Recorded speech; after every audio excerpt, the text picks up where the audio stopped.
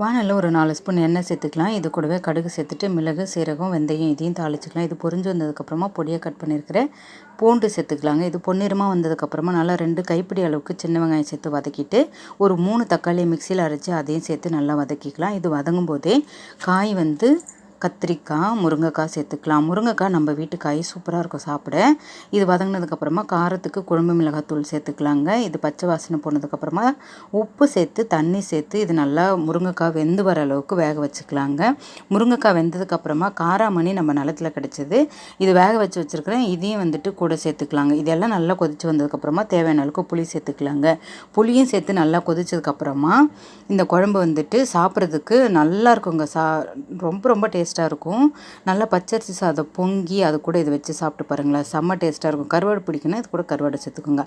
அவ்வளோதாங்க. லாஸ்ட்டாக கொஞ்சமாக நல்லெண்ணெய் சேர்த்து இறக்குனீங்கன்னா நல்லெண்ணெயில் செஞ்ச மாதிரியே இருக்கும். ட்ரை பண்ணி பாருங்கள்.